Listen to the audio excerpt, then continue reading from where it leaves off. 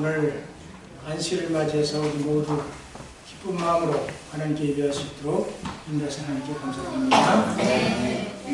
성경 말씀 사도행전 11장 19절부터 25절까지 있는 말씀을 제가 읽겠습니다. 사도행전 11장 19절부터 25절까지 말씀, 26절까지 말씀입니다. 때에 스데반의 일로 일어난 환난을 인하여 흩어진 자들이 베니게와 구브로와 안디옥까지 이르러 도를 유대인들에게만 전하는데, 그 중에 구브로와 구레네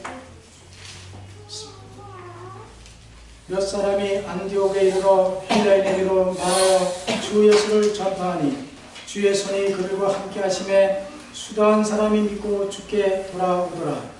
예루살렘 교회가 이 사람들의 소문을 듣고 바나바를 안디옥까지 보내니, 저와 이르러 하나님의 은혜를 보고 기뻐하여 모든 사람에게 굳은 마음으로 주께 붙어 있으라 권하니, 바나바는 착한 사람이요 성령과 믿음이 충만한 자라.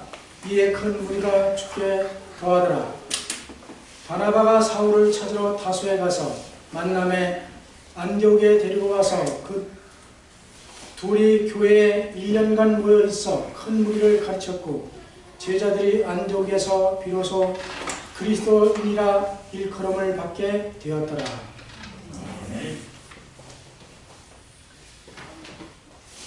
영국 런던에 가면 성 토마스 병원이 있습니다.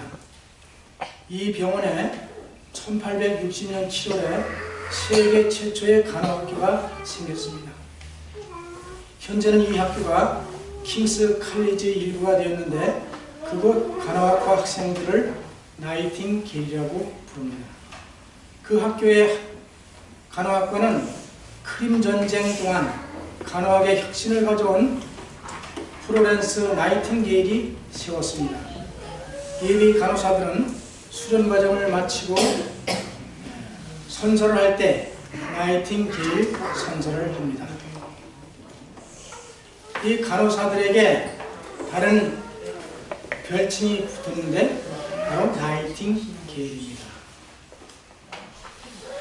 오늘 저는 그리스도인의 5대 의무라는 제목을 가지고 말씀드리고자 합니다. 대한민국에는 몇 대 국민의 의무가 있죠? 대개 4대 국민의 의무가 있다고 합니다. 지금은 하나가 더 추가돼서 5대 국민의 의무입니다. 첫째, 교육의 의무가 있고, 두 번째는 근로의 의무, 그 다음에 납세의 의무, 국방의 의무, 그 다음에 마지막 추가된 것이 환경 보존의 의무.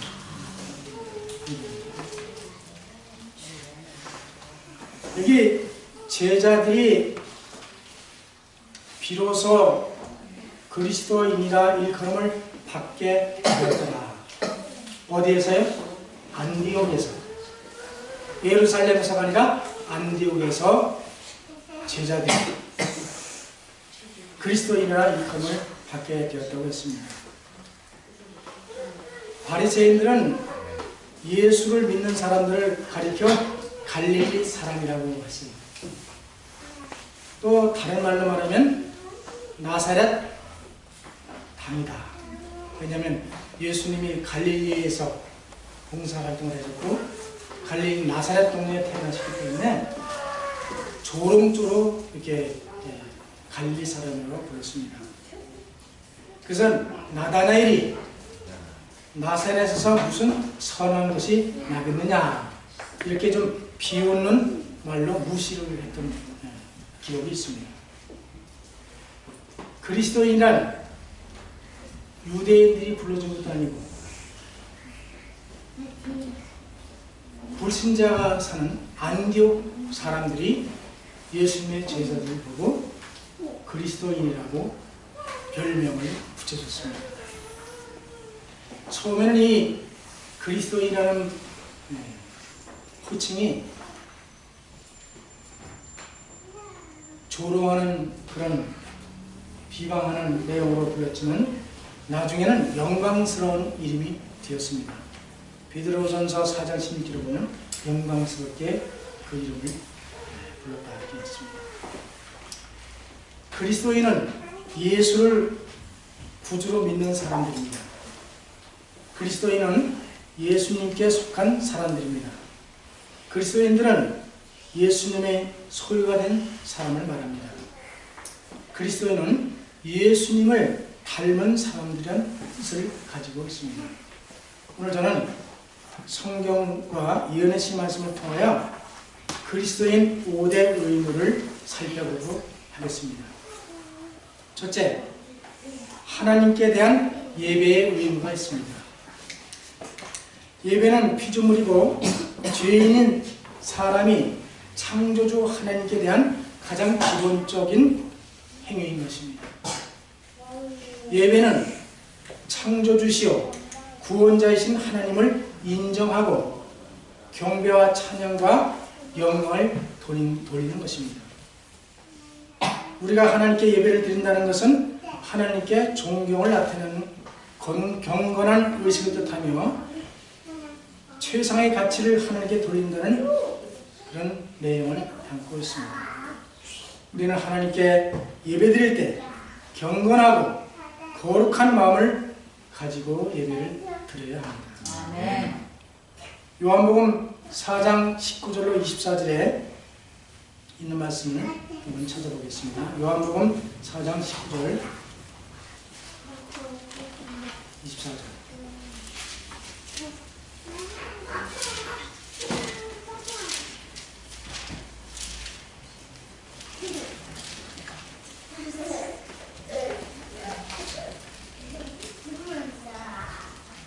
요한복음 4장 19절 24절에 보면 여자가 가로되 주여 내가 보니 선지자로소이다. 우리 조상들은 이 산에서 예배하였는데 당신들의 말은 예배할 곳이 예루살렘에 있다 하더이다. 예수께서 가라사대 여자여 내 말을 믿으라. 이 산에서도 말고 예루살렘에서도 말고 너희가 아버지께 예배할 때가 이르리니 너희는 알지 못하는 것을 예배하고 우리는 아는 것을 예배하노니 이는 구원이 유대인에게서 남이니라. 아버지께 참으로 예배하는 자는 신령과 진정으로 예배할 때가 오나니 곧 이때라. 아버지께서 이렇게 자기에게 예배하는 자를 찾으시느니라. 하나님은 영이시니 예배하는 자가 신령과 진정으로 예배할지니라. 이 말씀은 예수님께서 사마리아 동네에 전도하러 가셔서 사마리아의 우물가에서 그 여인을 만나서 대화를 나눈 장면입니다. 이 사마리아 여인은 우리의 조상들은 이 산에서, 이 산이라는 것은 그리심 산을 나타냅니다. 이 산에서 예배드리고 유대인들은 예루살렘에서 예배한다고 말하고 있습니다. 다시 말하면 사마리아 사람들은 그리심산에 성전을 세우고 거기서 하나님께 예배하고 유대인들은 예루살렘에 성전을 세우고 거기서 예배를 드렸습니다. 왜냐하면 유대인들과 사마리아인들은 정통성 문제로 예배의 장소에 대해 항상 논쟁을 계속해 왔기 때문입니다. 그러나 예수님은 사마리아 여인에게 예배의 장소보다는 예배의 방법에 대하여 말씀하고 계십니다. 예수님은 유대인이나 사마리아인이 다 참으로 예배하는 자들이 될 수 있다고 말씀하고 계십니다. 하나님은 영이시니 예배하는 자가 신령과 진정으로 예배할지니라 이렇게 말씀했습니다. 여기서 신령과 진정이라는 말은 성령 안에서 그리고 진리 안에서 예배하라는 뜻을 담고 있습니다. 우리가 드리는 예배가 형식적이고 의식적인 예배가 되어서는 안 된다는 말씀입니다. 피조물인 우리는 창조주이신 하나님께 신령과 진정으로 예배를 드려야 하겠습니다. 민수기 26장 61절에 보면 아론의 두 아들 나답과 아비후는 다른 불로 하나님께 제사드리다가 거기서 죽고 말았습니다. 우리는 하나님 앞에 설 때에 정말 거룩한 마음, 또한 존경하는 마음으로, 경건한 마음으로 하나님께 예배를 드려야 된다고 말씀했습니다. 로마서 12장 1절에 그러므로 형제들아 내가 하나님의 모든 자비하심으로 너희를 권하노니 너희의 몸을 하나님이 기뻐하시는 거룩한 산 제사로 드리라. 이는 너희의 드릴 영적 예배니라. 이렇게 말씀했습니다. 우리의 몸을 하나님이 기뻐하시는 거룩한 산 제사로 드리라고 하는 말씀은 우리의 삶 자체가 그 모든 생애가 하나님께 예배하는 삶으로 살라고 하는 그런 말씀의 의미를 담고 있습니다. 우리가 교회에 와서 예배드린 것, 그 다음에 나가서는 다른 생활을 사는 것이 아니라 교회에 와서 예배를 드릴 때나 일상생활을 할 때나 모든 일에 그리스도인으로서 예배의 삶을 항상 살아야 된다고 하는 권면의 말씀인 것입니다. 창세기 5장 24절에 보면 에녹이 하나님과 동행하다니 하나님이 그를 데려가심으로 세상에 있지 아니하였더라. 에녹이 하나님과 동행했다 그랬어요. 몇 년 동안요? 365년 동안 하나님과 동행했다. 그 동행하는 삶이 무엇일까? 형제들이여 아침 저녁으로 가정에서 가족들과 함께 기도하라. 그대의 골방에서 열렬하게 기도하라. 그대의 날마다의 일과를 수행하는 중에도 심령을 기도로 하나님께 들어 올려라. 에녹이 하나님과 동행한 것은 이런 방법으로였다. 교회증언 4권 616쪽에 말씀입니다. 예배라는 것은 아침 저녁으로 가정과 함께 예배드리는 것을 포함해서 모든 것이 기도와 말씀과 찬양과 감사가 항상 우리 가운데 있어야 된다는 말씀입니다. 에녹은 그렇게 함으로써 하나님과 동행했다 했어요. 항상 하나님이 함께 하시는 삶을 살았다 했습니다. 마태복음 6장 33절에 너희는 먼저 그의 나라와 그의 의를 구하라. 그리하면 이 모든 것을 너에게 더하시리라. 너희는 먼저 우선순위, 아침에 일어나서 맨 먼저 할 일, 그것이 뭐냐면 그의 나라, 하나님의 나라와 하나님의 의를 구하라고 했습니다. 그렇게 하면 우리의 필요를 모든 것을 다 채워주시겠다고 약속하고 계십니다. 그리스도인은 매일 조석으로 최우선으로 할 일이 하나님께 예배드리는 것입니다. 예배에는 기도가 필요하고요, 말씀이 필요하고요, 찬양이 필요하고, 감사가 필요하고, 헌금이 필요한 것입니다. 우리의 모든 것을 하나님께 정성을 다해 드리는 것이 예배라고 말씀했습니다. 예수님은 그리심산이, 예루살렘산, 어떤 장소도 중요하지만은 그 예배를 드리는 사람의 마음 자체가 중요하다. 우리 마음속에 그리스도가 들어와 계시고 그분을 두려운 마음으로 창조주로 인정하고 그분께 예배드리지 않을 때 우리 자신에게 중심을 돌릴 수 있는 위험한 상태가 이르러온다고 말씀했습니다. 하루의 시작을 예배로 시작하여 예배로 마치는 것은 그리스도인의 의무요 특권이라고 말씀했습니다.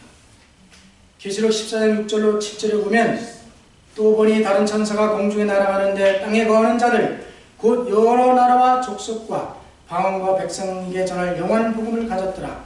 그가 큰 음성으로 가로되 하나님을 두려워하며 그에게 영광을 돌리라. 이는 그의 심판하실 시간이 이르렀음이니 하늘과 땅과 바다와 물들의 근원을 만드신 이를 경배하라 하더라. 우리에게 중요한 것은 우리가 누구를 경배할 것인가, 그 대상이 중요한 것입니다. 창조주 하나님인가? 아니면 짐승과 그의 우상에게 경배할 것인가? 아니면 하나님께서 제정하신 제7일 안식일 예수 재림교회처럼 제7일 안식일을 지킬 것인가? 아니면 사람의 계명인 일요일을 지킨 것인가? 마지막 때에 하나님께서 하나님의 백성과 세상 사람을 구별하는 기준은 누구를 경배하는가? 다 하나님을 경배한다고 해요. 하나님께 예배한다고 합니다.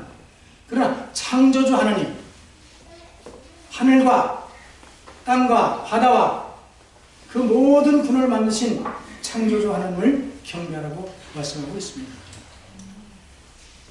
우리는 매 순간마다 기도를 합니다. 말씀을 봅니다. 예배를 드립니다.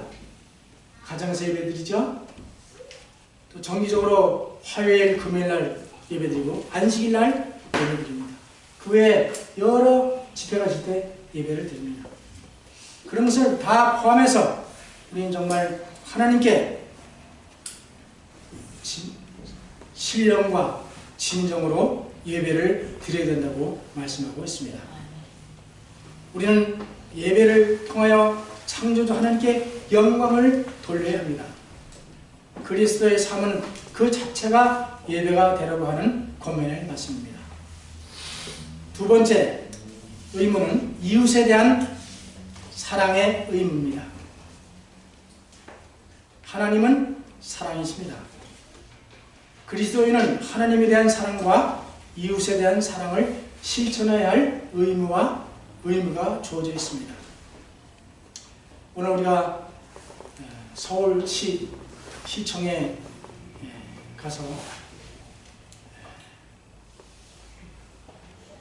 한 200명이 모인 가운데 우리가 그 신답 36 봉사단을 포함해서 30여 단체가 자리하고 서울시 정무부시사를 모시고 우리가 그 발대식을 가졌습니다.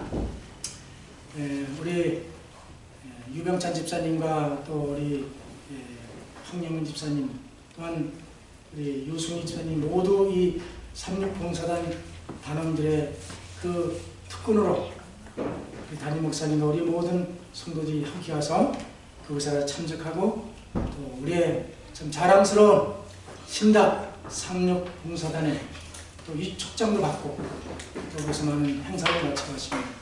참으로 신답교회는 이웃사랑에 대한 실천을 하는 아름다운 교회라고 생각합니다.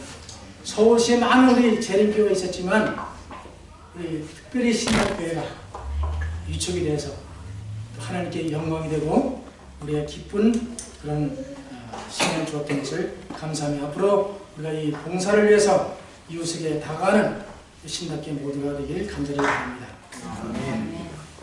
누가복음 10장 25절 27절에 보면 어떤 율법사가 일어나 예수를 시험하여 가로되 선생님 내가 무엇을 하여야 영생을 얻으리이까? 예수께서 이르시되 율법에 무엇이라 기록되었으며 네가 어떻게 읽느냐? 대답하여 가로되 내 마음을 다하며 목숨을 다하며 힘을 다하여 뜻을 다하여 주 너의 하나님을 사랑하고 또한 내 이웃을 내 몸과 같이 사랑하라 하였나이다. 그렇게 대답을 했습니다. 율법사가 질문하는 하나님의 의무에만 율법사는 다 했다고 그렇게 말했습니다. 그러나 예수님께서 말씀하신 내 이웃을 내 몸과 같이 사랑하라. 우리가 하나님은 사랑이시고 십계명을 다 우리가 보면 하나님의 속성이 나타나 있죠. 하나님께 대한 사랑과 이웃에 대한 사랑의 의무를 우리에게 주셨습니다. 여기 사도행적 9쪽에 보면 교회는 사람을 구원하기 위해 하나님께서 세우신 기관이다. 교회는 봉사를 위하여 조직되었으므로 그 사명은 온 세상에 복음을 전하는 것이다. 우리 신답교회는 하나님께서 사람을 구원하기 위하여 세우신 기관입니다. 이 기관을 통해서 이웃에게 봉사하고 이웃 사람들에게 복음을 전하는 것이 이 교회의 사명이라고 했습니다.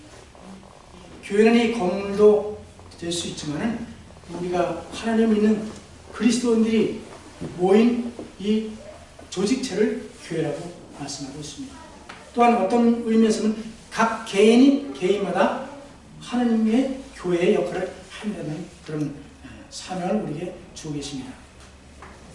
마태복음 25장 31절 46절에 보면 인자가 자기 영광으로 모든 천사들과 함께 올 때에 모든 민족을 모으고 양과 염소를 분별을 하신다고 했습니다. 양과 염소. 양은 어느 편에? 어느 쪽에? 양은 오른편에. 염소는 왼편에. 예수님께서는 초림 때에는 은혜의 왕국을 세우셨지만 재림 때에는 영광의 왕국을 세우러 다시 오십니다. 우리는 양의 무리에 속할 것인가? 염소의 무리에 속할 것인가? 그 기준은 뭐냐면 양의 무리에 속한 오른쪽의 무리는 의인을 대표했습니다. 그들은 예수님께서 줄일 때 먹을 것을 주었고 예수님께서 목마를 때 마시게 하였고 나그네 되었을 때 영접하였고 벗었을 때 옷을 입혔고 병들었을 때 돌아보았고 옥에 갇혔을 때 와서 보았다고 말씀했습니다.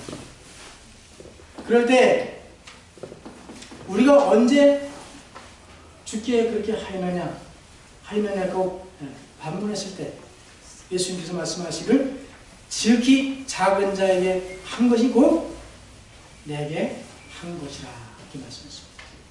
그러시면서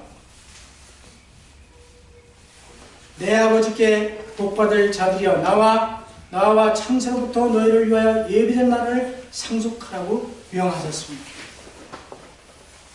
근데 왼편에 있는 염소의 무리에게 말씀하기를 너희는 내가 어려울 때에 돌아보지 아니하였고 배고플 때 먹거리 주지 않았고 목말 때 마실 것을 주지 않았고 옥에 갇혔을 때 와 보지 않았다고 말씀했습니다. 그 무리는 염소의 무리는 저주를 받은 악인의 무리를 대표하는 것입니다. 하나님께서 우리를 심판하는 기준은 바로 내 이웃에게 사랑을 실천하느냐 안 했느냐 그것을 가지고 기준을 세웠습니다. 여기에 지극히 작은 자는 누구를 말하는가? 소외되고 관심 밖에 있고 정말 누구도 돌보지 않는 그런 사람들을 비유하고 있는 것입니다. 마태복음 25장 36절에 저희는 염소의 무리를 말하는데 저희는 영벌에 의인들은 영생에 들어가리라 하시니라. 의인들은 선한 일을 하고 이웃을 돌보고 필요를 채워준 그 무리를 말씀하고 있습니다. 예수님께서 재림하실 때 양과 염소를 분별하는 기준은 이웃을 돌아보았느냐 돌아보지 아니하였느냐가 기준이 될 것입니다. 이웃을 돌아본 무리는 의인인 양의 무리요 이웃을 돌아보지 않은 무리는 악인인 염소의 무리를 가리키고 있습니다. 그리스도인들은 예수님의 발자취를 따라가는 사람들이라고 말하고 있습니다. 우리는 병상 곁에서나 빈곤한 오두막집에서나 대도시의 혼잡한 뒷골목 길에서나 인간의 마음에 유연이 필요한 곳에서는 어디든지 예수님의 발자취를 찾을 수 있다. 지상에 계실 때에 예수께서 행하신 것처럼 행함으로 우리는 그분의 발걸음을 따라 행할 수 있다. 시대소망 640쪽에 말씀했습니다. 우리가 예수님이 이 지상에 오셔서 지상 봉사사업 하실 때 다니셨던 이스라엘 땅에 가서 그 발자취를 따라갈 필요가 없다고 말씀했습니다. 우리는 예수님이 가신 길을 우리가 사는 이 주변에서 얼마든지 예수님이 가신 그 발자취를 따라갈 수 있다고 말씀했습니다.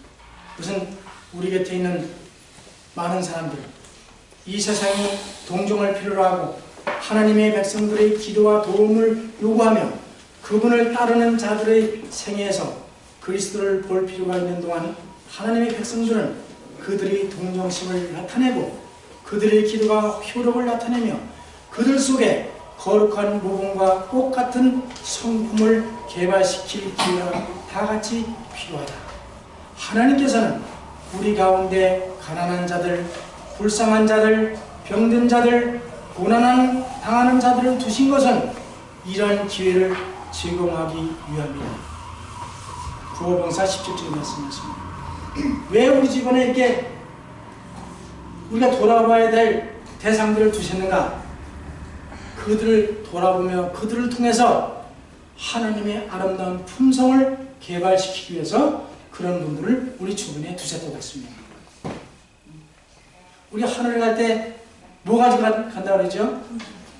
하나님의 품성, 그리스도의 품성을 가져간다는 겁니다. 품성을 개발시키기 위하여 하나님께서 우리 주변에 이런 사람들을 두셨다. 그들을 돌아보는 것이 그들을 찾아가고 격려하고 마사지 해주고 기도해주고 뭘 갖다주고 격려하고 위로하는 것이 바로 예수님에게 한 것이라고 말씀했습니다. 우리 신답교회는 정말 이런 실천적인 이웃사랑을 지금도 열심히 하고 있습니다. 앞으로 저로부터 우리 모두가 관심을 가지고 우리 주변에 있는 이웃들을 돌아보는 의무를 다하시길 간절히 바랍니다. 아멘. 세 번째로 11조와 헌물에 대한 의무가 있습니다. 잠언 3장 9절에 내 재물과 내 소산의 처음 익은 열매로 여호와를 공경하라고 말씀했습니다. 말라기 3장 10절에 만군의 여호와가 이르노라 너의 온전한 11조를 창고에 들여 나의 집에 양식이 있게 하고 그곳으로 나를 시험하여 내가 하늘문을 열고 너에게 복을 쌓을 곳이 없도록 붙지 아니하나 보라. 하나님은 우리에게 모든 걸 다 주셨어요. 공기도 주셨죠. 햇빛도 주셨죠. 우리의 물과 모든 걸 다 주셨어요. 우리 몸도 주셨습니다. 우리가 직장 다니는 것, 내가 똑똑하고 잘나서 좋은 직장 다니는 것이 아니라 하나님께서 지혜를 주시고 그렇게 다니도록 하셔서 사랑하십니다. 이 땅에 하나님께서 주시지 않은 게 아무것도 없습니다. 하나님은 우리의 주인이시고 우리는 그것을 재능과 건강과 물질과 시간과 모든 것을 위탁받아 관리하는 청지기인 것입니다. 이것이 전제될 때에 하나님 것을 구별하여 들을 수 있는 마음이 생기는 것입니다. 여러분, 하나님은 예수님께서 가이사의 것은 누구에게 바치라고요? 가이사. 하나님 것은 하나님. 자, 가이사에게 바치는 건 세금이에요. 그렇죠? 세금 안 내면 어떻게 됩니까? 압류돼. 법으로 의해서 강제로 추징을 해요. 지금도 세금을 많이 안 내는 사람들이 많이 추징당하고 있잖아요. 어떤 사람은 자기는 부유하게 살면서도 세금을 안 내는 사람이 있어요. 세금은 강제성이 있습니다. 하나님께 드리는 11조 헌물은 하나님은 강제하지 않았습니다. 왜냐하면 하나님은 하나님 것을 인정하고 즐거운 마음으로 스스로 즐겨 드리는 것을 원하시기 때문에 강제하지 않습니다. 하나님께 드리는 모든 것, 11조와 헌물 모든 걸 포함해서 하나님께 드리는 것에는 믿음이 필요한 것입니다.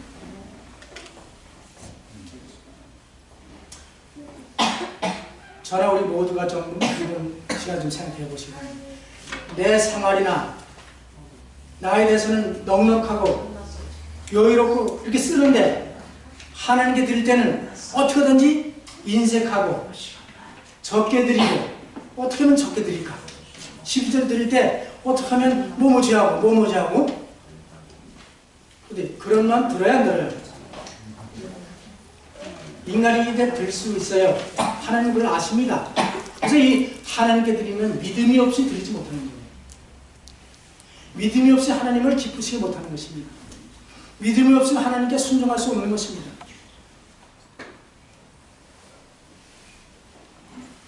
하나님은 11조뿐만 아니라 헌물도 드리라고 말씀하십니다.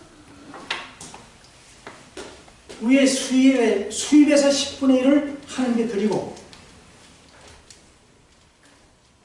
또 수입의 10분의 1은 떼서 그것은 헌물로, 각종 헌금, 우리가 월장 헌금 드실 수도 있고요, 안식일 헌금 드실 수 있고, 도로가 헌금 드실 수 있고, 또 세계 선교를 해서 드릴 헌금도 있고, 그래서 수입의 10분의 1을 하나님께 드리고, 수입의 10분의 1은 또 각종 헌금을 드리는 것이 가장 이상적인 헌금 방법이라고 생각합니다.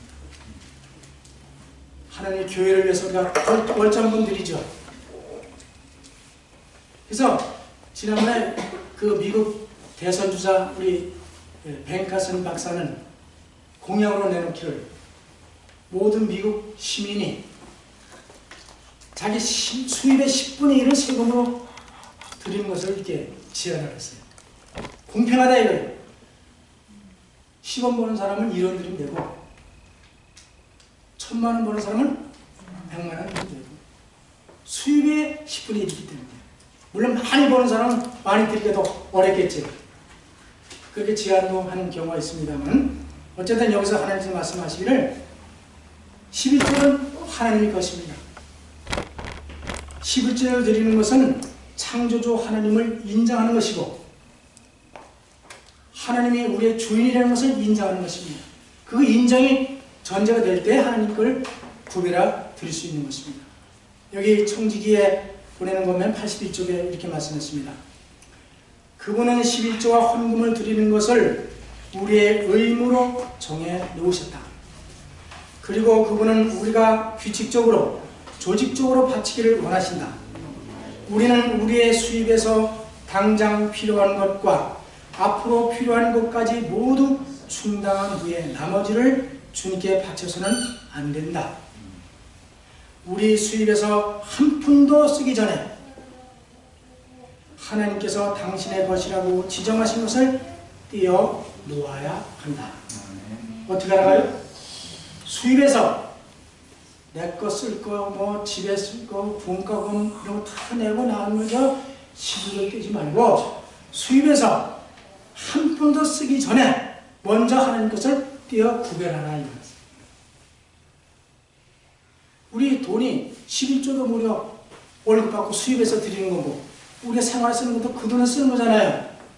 근데 왜 이게 거룩해요? 11조가 하나님 것도 따로 떼어 구별했기 때문에 거룩한 것입니다. 이 교회가 왜 거룩합니까? 이거 우리 신대까지 오기 전에 여기에 공장이 있었던 걸로 알아요. 근데 이 교회가 지금 거룩해야 안 거룩해요? 거룩해요. 왜? 하나님께 구별하여 드렸기 때문에, 하나님이 임재하시고 하나님이 주인이시기 때문에 이 교회가 거룩한 겁니다. 우리가 왜 거룩한 성도입니까? 왜 그리스도인입니까?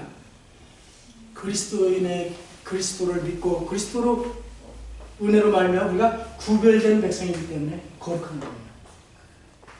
하나님께서는 10분의 1을 요구하셨는데, 그것은 사람이 하나님에게 갚을 수 있는 중에서 최소의 것을 요구하신 것이다. 그는 말씀하시기를 나는 너에게 10분의 9를 주나 나는 10분의 1을 요구한다. 이게 제 말이 아닙니다. 이은혜 신의 말씀입니다. 그것은 나의 것이라고 하신다. 사람들이 10분의 1을 바치지 않을 때 저들은 하나님의 것을 도둑질하는 것이다. 수입의 10분의 1에 겸하여 속죄제물, 화목제물, 감사의 헌물 등도 요구하셨다. 하나님께서 요구하시는 것, 곧 수익의 10분의 1을 거부하는 모든 것은 하늘책의 도둑질로서 바치지 아니한 자라는 기록이 쓰여진다. 이러한 자들은 저의 창조의 것을 횡령하고 있다. 교회에 보내는 것만 276쪽에 말씀했습니다. 하나님은 10분의 1을 드리라고 말씀하십니다. 10분의 9는 우리에게 쓰라고 주셨습니다. 그걸 다 바치라고 할 수도 있지만 왜 그렇게 하셨을까? 어떤 이들은 불만을 품고 말하기를 나는 더 이상 11조를 바치지 않겠다. 본부에서 하는 일에 확신이 가지 않기 때문이라고 말한다. 그러나 그대가 사업의 경영이 옳지 않은 것으로 생각한다고 하여 하나님의 것을 도둑질하겠는가? 교회 증언 9권 249쪽에 말씀했습니다. 어떤 분도 그래요. 화폐가 우리 기관이 정말 11조를 제대로 쓰는가? 믿을 수 없다. 그런 불평을 한다고 했어요. 그런 사람이 있어요, 없어요? 그러나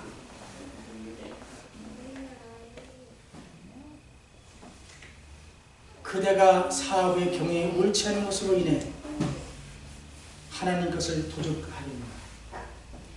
어떤 교회에서는 11조를 가지고 막 조건을 합니다. 기관에 자기들에게 요구하는 것이 마음에 안 들거나 하면 11조를 안 보라고 헌금을 동결하는 교회가 있습니다. 이것은 정말 다시 한번 하나님께 회개해야 된다고 생각합니다. 하나님 것을 분명히 구별해서 하나님께 드려야 되거든요. 이런 마음 자세가 우리 마음속에 의무로 자리 잡도록 하시길 간절히 바랍니다. 아멘. 은도 내 것이요 금도 내 것이니 하나님께서 말씀하십니다. 은도 내 것이요 금도 내 것이다. 하나님께서는 돈을 필요로 하시기 때문이 아니라 그들이 드림으로써 복을 받고 그분과 같은 품성을 개발하도록 하기 위하여 그분께 헌물을 드리도록 요구하신다고 본교 성경 주석에 말씀했습니다. 우리의 이기심과 우리의 탐심을 버리고 우리의 품성을 개발시키기 위해서 헌금 제도를 우리에게 주셨다고 말씀했습니다. 하나님이 돈이 없어서 사업을 못하시지 않습니다. 우리는 하나님과 동역자요 청지기로서 주인이 원하면 언제든지 드려야 되는 것이에요. 목숨까지도 드려야 되는 것이 우리의 그리스도인의 의무인 것입니다. 각각 마음에 정한 대로 할 것이요 인색함으로나 억지로 하지 말지니 하나님은 즐겨내는 자를 사랑하시느니라. 인색한 마음으로 바치는 것보다 차라리 바치지 않는 것이 더 나을 것이다. 왜냐하면 만일 우리가 아낌없이 드리는 정신을 갖지 않으면 우리는 재물을 띄워준다면 우리는 하나님을 우롱하는 것이 되는 까닭이다.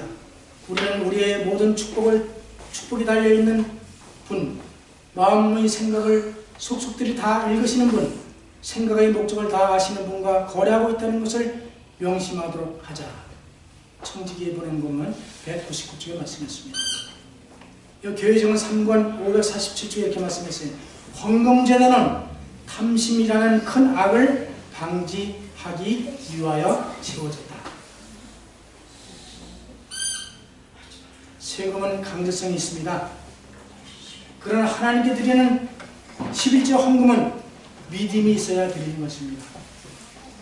지금까지 우리가 그렇게 실천하지 못했다고 하니 이 시간에 다시 한번 하나님께 굳게 약속하고 믿음으로 하나님 것을 올바로 정직하게 드리는 그런 삶을 사실 간절히 바랍니다.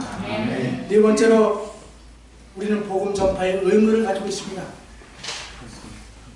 마가복음 16장 15절에 또 가라사대 너희는 온 천하에 다니며 만민에게 복음을 전파하라. 믿고 침례를 받는 사람은 구원을 얻을 것이요 믿지 않는 사람은 정죄를 받으리라. 믿고 하는 분은 그 기별을 받은 복음을 받은 사람의 선택이고, 우리는 복음을 온 천하에 다니며 전할 사명을 우리에게 맡겨주었습니다. 의무를 주신 것입니다. 온 세상에 복음을 전파함으로 우리는 주의 재림을 촉진시킬 능력을 우리에게 주셨다. 우리는 하나님이 오시는 날을 바라볼 뿐만 아니라 그 날을 재촉해야 한다. 시대소망 633쪽에 말씀했습니다. 너희는 말씀을 전파하라. 때를 얻든지 못 얻든지 항상 힘쓰라. 범사의 오래 참음과 가르침으로 경계하며 하라. 우리는 때를 얻든지 못 얻든지 항상 말씀을 전파하라고 했습니다. 어떤 때는 아무리 전해도 결과가 없을 때가 있어요. 어떤 때는 빨리 결과가 나올 때도 있습니다. 그러나 꾸준하게 인내심을 가지고 복음을 전파하라고 했습니다. 때가 이르면 열매가 맺힐 것이라고 말씀했습니다. 우리는 그런 정신으로 하나님의 말씀을 전하는 그런 사명을 우리에게 주셨습니다. 복음 전도는 내가 사는 길이요 다른 사람을 살리는 길입니다. 그렇기 때문에 전도하지 않는 교회는 맨날 투쟁하고 비방하고 성장하지 못하는 것입니다. 전도하는 교회는 영적으로 부흥할 수밖에 없는 것이, 새로운 신자가 왔는데 모범을 보여야 되지 않습니까? 그를 위해 기도해야 되지 않겠어요? 관심이 더 집중되다 보니까 온 교회가 하나가 되는 것입니다. 우리가 정말 복음을 전함으로 말미암아 이 교회가 살고 내가 살고 다른 영혼을 살리는 그런 신학교의 성도가 되길 간절히 바랍니다. 아멘. 다섯 번째로는 건강한 몸에 대한 의무가 있습니다. 고린도후서 6장 19절에 너의 몸은 너희가 하나님께로부터 받은 바 너희 가운데 계신 성령의 전인 줄을 알지 못하느냐. 너희는 너희 것이 아니라 값으로 산 것이 되었으니 그런즉 너희 몸으로 하나님께 영광을 돌리라. 우리 몸은 우리 것이 아니고 하나님께서 값으로 사셨다. 예수님께서 십자가에 피를 흘리심으로 말미암아 우리가 구원을 얻게 된 것이에요. 대속하신 것입니다. 근데 우리 것이 아니고 누구 거예요? 하나님, 그리스도 겁니다. 그래서 우리의 몸으로 하나님께 영광을 돌리라. 우리의 먹는 것, 마시는 것, 생각하는 것, 모든 생애를 통해서 하나님께 영광을 돌리는 거룩한 상제사가 되라고 하는 말씀입니다. 우리는 우리 자신의 것이 아니라 값으로 산바 되었기 때문에 자신의 생각을 이성의 통제하에 두고 쾌활하고 행복하게 되는 것이 그리스도인이라고 공언하는 사람들의 의무이다. 그리스도의 품격 662쪽에 말씀했습니다. 우리가 행복하게 살고 건강하게 살고 쾌활하게 살고 많은 사람들이 우리의 삶을 보고 그리스도를 믿도록 그런 삶이 우리의 의무요 특권이라고 말씀했습니다. 우리 몸을 잘 관리하는 것, 하나님의 성령에 거하시는 전이라고 생각할 때 우리는 우리 몸을 잘 건강하게 거룩하게 유지하는 것이 우리의 의무라고 말씀했습니다. 너희가 하나님의 성전인 것과 하나님의 성령이 너희 안에 거하시는 것을 알지 못하느뇨. 누구든지 하나님의 성전을 더럽히면 하나님이 그 사람을 멸하시리라. 하나님의 성전은 거룩하니 너희도 그러하니라. 하나님이 성전이 거룩한 것처럼 우리도 거룩하게 살라고 하셨습니다. 그런즉 너희가 먹든지 마시든지 무엇을 하든지 다 하나님의 영광을 위하여 하라. 명령입니다. 명령. 의무는 특권도 따라오게 되는 것입니다. 대한민국의 국민으로서 5대 의무를 지니고 사는 것처럼 우리는 그리스도인으로서 제가 제시한 5대 의무를 지키며 사실 간절히 바랍니다. 그 외에도 많은 의무가 있겠지만은 하나님 말씀을 연구하고 하나님 말씀을 명상하는 것도 의무이고 매 순간마다 기도하는 것도 의무입니다. 그건 예배에 다 속한 것이기 때문에 제가 특별히 강조하지 않았습니다. 그리스도인은 창조주 하나님께 신령과 진정으로 예배를 드려야 합니다. 그리스도인은 하나님을 사랑하고 이웃을 사랑해야 합니다. 그리스도인은 하나님의 11조와 헌물을 정직하게 드려야 합니다. 그리스도인은 천국 복음을 온 세상에 전파해야 합니다. 그리스도인은 하나님께로서 받은 몸을 거룩하고 건강하게 유지해야 합니다. 사랑하는 신약교회 성도 여러분, 그리스도인의 의무를 충실히 감당하는 것, 하나님께 충성하고 불신자들이 우리를 보고 참 그리스도인이라고 별칭을 붙여줬던 안디옥에서 제자들처럼 우리 삶이 예수님을 반영하고 빛을 전하는 삶이 되시길 간절히 바라면서 말씀을 마치겠습니다. 아멘.